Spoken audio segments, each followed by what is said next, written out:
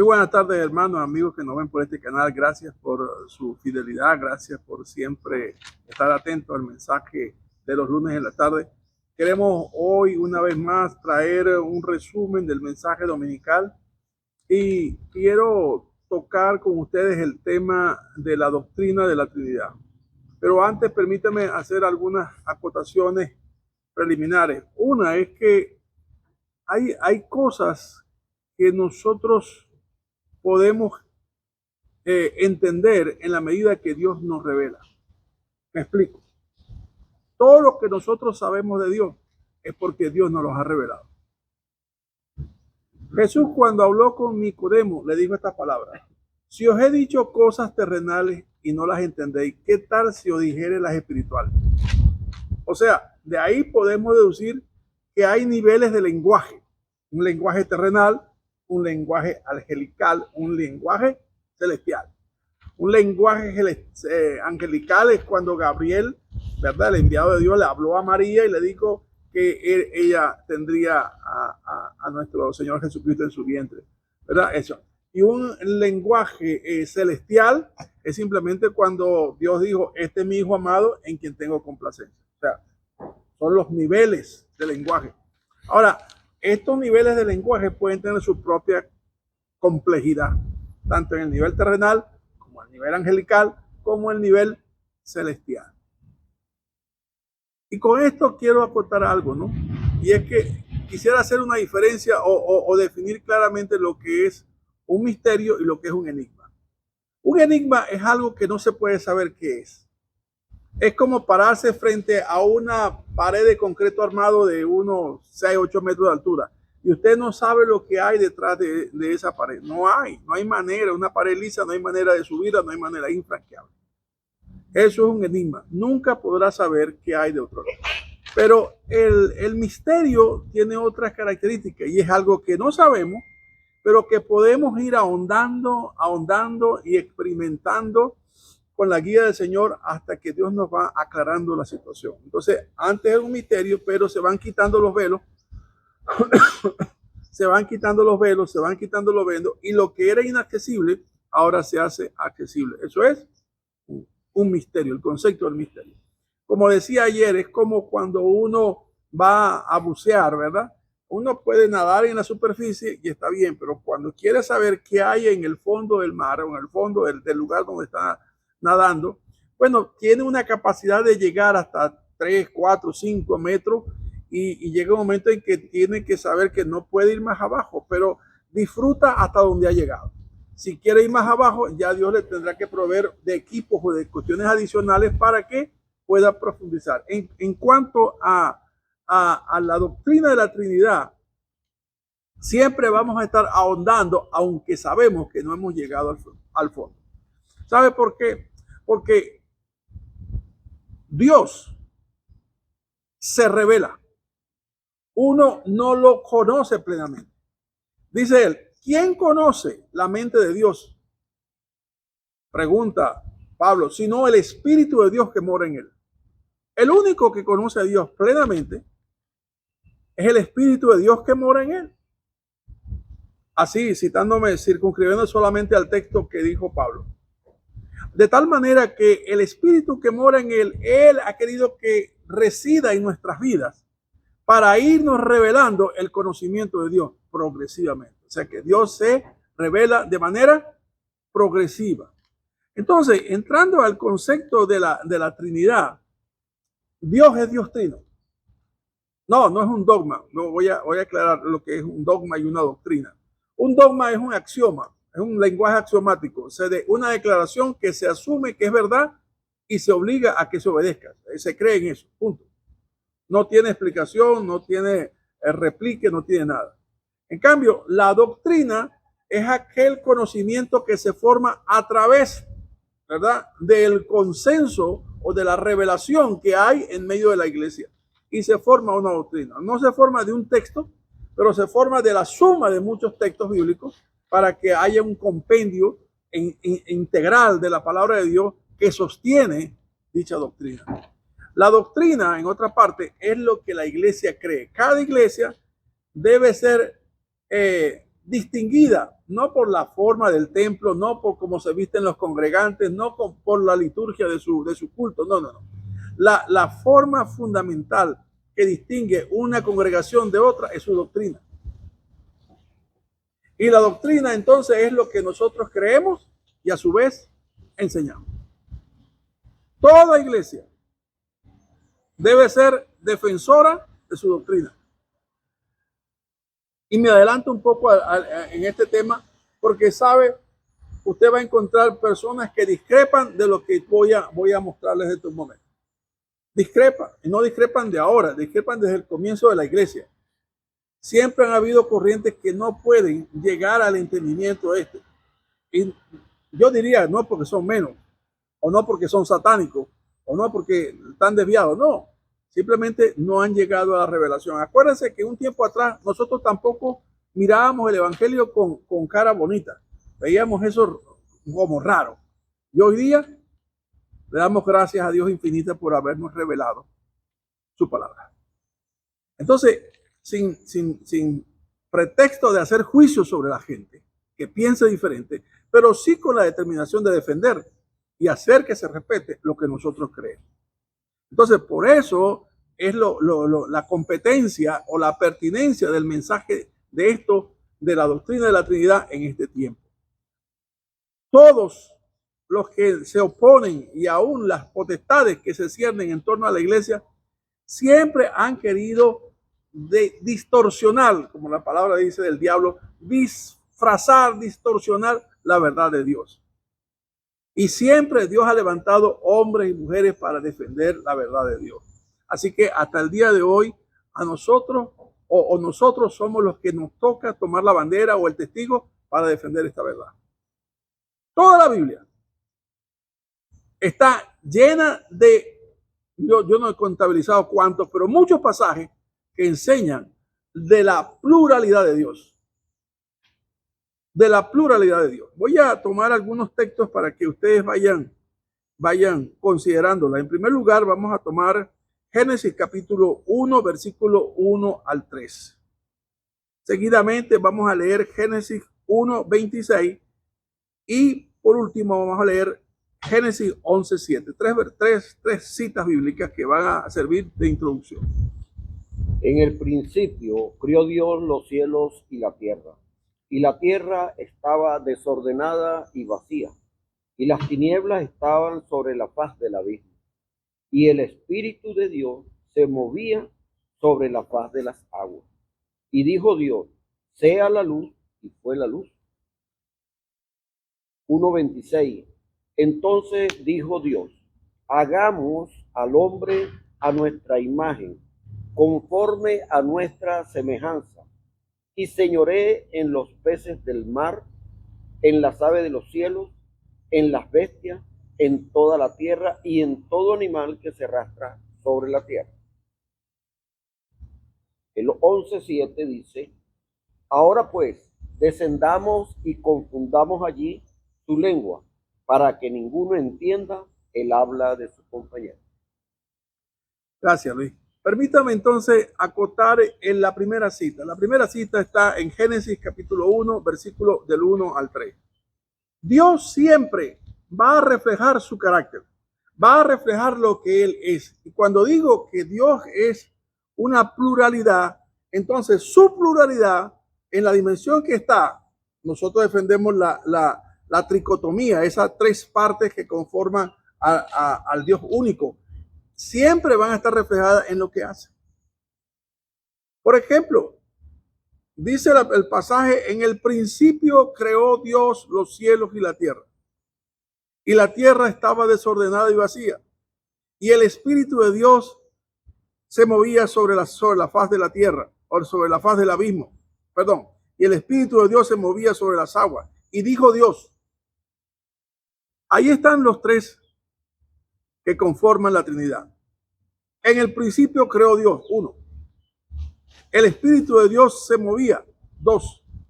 Y dijo Dios, el verbo, hágase la luz, y la luz fue hecha. Eso puede ser la extracción de una exégesis de estos tres versículos.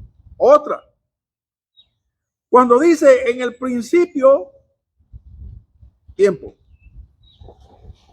Creó Dios los cielos, espacio, y la tierra, materia.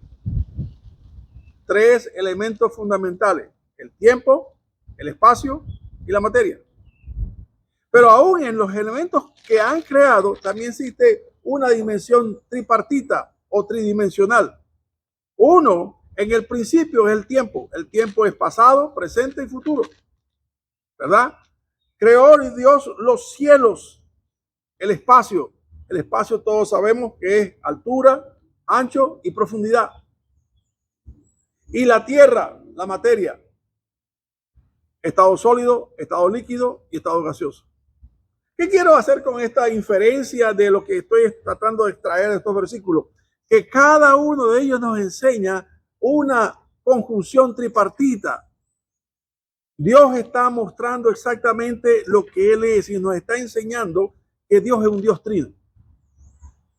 Estos pasajes, no solamente de estas dos inferencias que estoy sacando, es que también, si usted ve la palabra Dios, no usa Jehová, usa Elohim.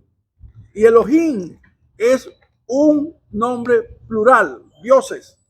Pero el verbo crear, el verbo barra, que es cuando se forma algo ex nihilo, o sea, de donde no existe. O sea, en el principio creó Dios los cielos, no existían cielos. Y la tierra, no existía tierra. Y la luz, no existía la luz. Entonces, eso que Dios creó, lo creó de la nada, solamente por el poder de su palabra. Y si a usted le gusta un poco la física y estudia la teoría de cuerdas, va a ver que es una teoría que hoy día los físicos o los astrofísicos estudian para que vean que todo el sistema del universo se establece por vibraciones de cuerdas. ¿Por qué? Porque es la palabra de Dios, la voz de Dios que sostiene todas las cosas. ¿Sabe? La palabra de Dios dice así, que todo fue hecho por Él y todo por Él subsiste. Hasta hoy día el equilibrio del universo se subsiste por la palabra de Dios. Esta palabra Elohim habla de dioses. Y dije, el verbo es singular. Entonces, cualquiera que hubiese podido leer, le voy a decir, mira, Moisés, debiste haber corregido, y dice, los dioses crearon. No, no dice los dioses crearon. Claramente está escrito en hebreo, creó Dios. Elohim bara, creó Dios. Otro pasaje que vimos acá es el de 1:26. Cuando el hombre va a ser creado, porque hay dos partes donde aquí aparece que creado y en el otro, el capítulo 2, parece que Dios lo formó del polvo de la tierra. Pero ahí cuando dice que creó Dios al hombre, no dice y creó Dios al hombre, no, dijo hagamos al hombre. Hagamos está en primera persona del plural. Está convocando a los otros dos dioses de la Trinidad, es decir, vamos a hacer al hombre a nuestra imagen conforme a nuestra semejanza. Pero hay algo más aquí. El hombre que es creado es un tricótomo, porque el hombre es espíritu, alma y cuerpo. Usted, yo le invito a que no solamente no tiene que creer a lo que oye, sino indague en lo que oye, para que con juicio crítico, pero indagatorio, o sea, buscando, hurgando la verdad, Dios pueda revelarle la verdad de su existencia de sí mismo. Porque mire, nadie puede hablar de teología, nadie, porque la teología es hablar de Dios, no en cuanto a lo que Dios hizo, sino en cuanto a lo que es Dios, en cuanto a su propia naturaleza. Y nadie puede hacer teología excluyendo la doctrina de la Trinidad. No hay teología sin la Trinidad. La Trinidad es parte de la teología, de la propia existencia de Dios en sí mismo. Por eso es que esto es apasionante. Porque para mí yo creo que es importante y debe ser para todos, ¿verdad? El conocimiento de quién es aquel a quien ha querido escogernos desde antes de la fundación del mundo. Eso nadie lo cuestiona. Todo el mundo dice amén. ¿Por qué? Porque entiende lo que Dios quiere decir cuando dice antes que te formases en el vientre de tu madre, o cuando dice en Romanos a los que antes conoció. ¿Quién sabe cuándo es ese antes? ¿Y quién pregunta por qué cuándo fue y cómo fue? Nadie le interesa. Lo importante es esto, que nos escogió a nosotros desde antes de la fundación del mundo. Y por fe todo el mundo acepta eso. Bueno, igualmente, por fe debemos aceptar esta doctrina, que aunque no lleguemos, como dije al principio, al fondo de todo el esclarecimiento de la verdad, hasta donde Dios nos permita revelar, estemos satisfechos con lo que Dios nos ha revelado. Y por último, en este primer tramo, aun cuando Dios va a hacer juicio sobre las naciones, el hombre se había tratado de hacer su propio nombre y dijeron, bueno, hagamos ladrillos de barro y hagamos asfalto o tomemos asfalto para hacer mezcla y levantemos una torre. Y esta torre va a hacer que llegue hasta el cielo. Y allá nos hagamos de un nombre al momento en que seamos esparcidos, quede una señal. Dice, epa, ahora es necesario confundir sus lenguas. ¿Y qué dijo Dios? El Dios Trino dijo así, bajemos y hagamos confundir sus lenguas para que no entiendan lo que dice su compañero. Y así pasó. Ese es el origen de todos los idiomas que vemos y dialectos que vemos en el mundo. Entonces, una vez más, el plural de Dios, hagamos. El plural de Dios, descendamos. El plural de Dios, Elohim. La Trinidad de Dios, espíritu, alma y cuerpo. La Trinidad de Dios, pasado, presente y futuro. La Trinidad de Dios, la materia, gas, líquido y sólido. El tiempo, pasado, presente y futuro. El espacio, alto, profundidad y anchura. Todo refleja de alguna manera que nuestro Dios es un Dios trino. En segundo lugar, quisiera compartir con ustedes el pasaje de Isaías 48, 16 y el Salmo 45, 6 y 7. Acercaos a mí, oíd esto. Desde el principio no hablé en secreto. Desde que se hizo, allí estaba yo, y ahora me envió Jehová el Señor y su Espíritu. Salmo 45.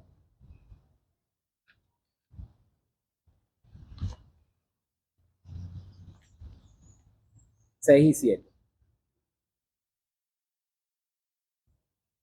Tu trono, oh Dios, es eterno y para siempre. Cetro de justicia es el cetro de tu reino. Has amado la justicia y aborrecido la maldad. Por tanto, te ha ungido Dios, el Dios tuyo, con óleo de alegría más que a tus compañeros. Cada uno de estos pasajes nos va a dar aún más luz de lo que venimos hablando. Isaías 48, una vez habla de la conjugación de un Dios no único en singular, sino un plural. Acercaos a mí, hace una convocatoria, oíd esto. Desde el principio no hablé en secreto. Desde que esto se hizo, allí estaba yo, una persona. Y me envió Jehová, el Señor, 2 personas. Y su Espíritu, 3 personas. Entonces, obviamente, y es claro que el enviado, ¿quién es? Jesucristo. Entonces es un contexto mesiánico. Ahí muestra una vez más la existencia de la Trinidad. ¿Sabe? Hay otro pasaje que viene a mi mente cuando en Mateo 3 Jesús descendió del bautismo después que había sido bautizado. ¿Qué hubo en esa experiencia maravillosa? O sea, esa experiencia es única. Los 3 dan testimonio en ese momento. Jesús que asciende del agua, sale del agua después de ser bautizado. 1, 2, los cielos se abren y el Espíritu Santo en forma corporal con una paloma se pone sobre su hombro. Y 3, la voz de Dios que dice, este es mi Hijo amado en quien tengo complacencia. Si esto no nos revela a nosotros la existencia o la coexistencia de un Dios trino, difícilmente encuentro que pueda haber algo que no que lo pueda revelar, porque para mí, yo lo que hasta ahora he visto es que la Biblia es demasiado explícita. Dios, y yo convoco a esto, Dios nos ha dado su espíritu para que el espíritu confirme en nuestros corazones que lo que el predicador dice es verdad. Y eso es la convocatoria que yo le conté. Oye y escucha y encuentra algo que le es difícil de entender. Señor, aclárame por tu espíritu, porque tú dijiste, acuérdate así, tú dijiste que tú enviaste tu espíritu para guiarme a toda verdad. El otro pasaje que leímos es que en el Salmo 45 dice, tu trono, oh Dios, es eterno y para siempre. Obviamente está hablando de Dios. Usted lee al principio ahí, dice, está hablando de Dios. ¿Quién? El David, el rey David, es un salmo de David, un Salmo 45. Cetro de justicia es el centro de tu reino, y has amado la justicia y aborrecido la maldad. Por tanto, que está hablando David con Dios, le dice a Dios, te ungió Dios. ¿Qué autoridad hay ahí? ¿Cómo entendemos esto? Si no es de la manera que vengo explicando. Dios, hay una palabra importante que debemos entender, la consustancialidad. La consustancialidad es la existencia de Dios en tres personas, en una misma esencia. Y por lo tanto, el ungido de Dios fue ungido para la misión que tenía que hacer en la tierra. Y en esa condición vino como hijo. Pero acuérdese que les he leído en algunas oportunidades, les he dicho, acuérdese de Juan 17:4, cuando el hijo dijo así, devuélveme la gloria que tuve contigo antes que el mundo. Dios no comparte su gloria con nadie, dice Jeremías. La gloria de Dios es de Dios. Pero ahí dice Jesús, devuélveme la gloria que tuve contigo. ¿Sabe? Hay una coexistencia armoniosa, amorosa, perfecta, eterna del Dios creador, del Dios redentor, del Dios consolador, para cada uno de nosotros. Y el último pasaje que quiero leer esta tarde va a ser lo que se llama el Shema. El Shema está en Deuteronomio capítulo 6, versículo 4. Oye Israel, dice así Moisés en Deuteronomio, en la ley, dice, oye Israel, Jehová tu Dios, Jehová uno es. Esta palabra uno es importante porque la vas a encontrar en muchos pasajes. La palabra uno es la palabra hebrea ejad. Ejad. Ejad es un uno plural.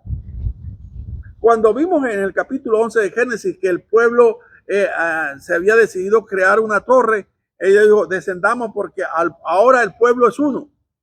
¿Qué quiere decir uno? Que tienen un solo propósito, pero son muchos, eran miles. Allá en Génesis 2 dice, por tanto dejará el hombre a su padre y a su madre y se unirá a su mujer, y no serán más dos, sino una sola carne. Vuelvo a conjugar el uno plural.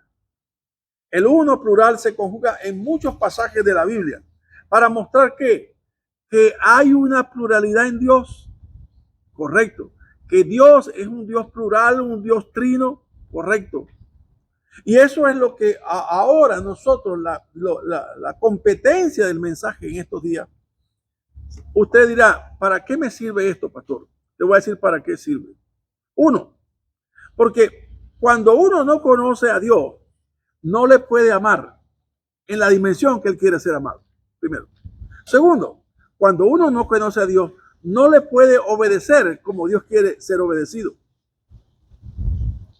Y tercero, cuando uno no conoce a Dios, no puede compartirlo en la dimensión que Dios quiere que nosotros le compartamos. No podemos ser testigos de Él como Él quiere que le testifiquemos. El Dios omnipotente, omnipresente, omnisciente, quiere que sus hijos le hablen al mundo de Él. Cuando dice, me seréis testigos, testifiquen de mí, no solamente de mis hechos, sino de quién soy yo. La segunda cosa, la pertinencia del mensaje en este tiempo, es esto. Cuando usted consigue un testigo de Jehová, todavía van a conseguir gente que cometieron los mismos errores del siglo II. ¿Cuáles? Donde Jesucristo no es Dios. Y ya, yo le voy a decir esto, ya ahí hay un error terrible que no puedo aceptar. No puede haber compañerismo, no puede haber concordancia, no puede haber coinonía. ¿Por qué? Porque mientras que el Hijo no sea reconocido como Él es, no es mi hermano. Mientras el Espíritu Santo no tenga el estatus divino, como hicieron allá en el concilio de Constantinopla en el 381 y de Cristo en el 325 en el concilio de Nicea, si no son reconocidos como eso, no pueden ser mis hermanos. Y yo no puedo tener comunión con ellos. Sean mormones, sean testigos de Jehová, sean grupos que llaman solo Jesús. Si no existen los tres, yo no puedo tener comunión con ellos. Y si no estoy claro en esto, no puedo presentar defensa. Porque van a venir por mí para decir esto. No solamente ellos, el mundo, todo el mundo va a querer distorsionar esta verdad. Y si no somos nosotros los que estamos llamados a conocerlo y a defender la doctrina de la fe, ¿quién lo va a hacer? Permita que esta palabra llegue a su corazón y le provoque indagar aún más de lo que ha escuchado. Dios le bendiga donde quiera que esté.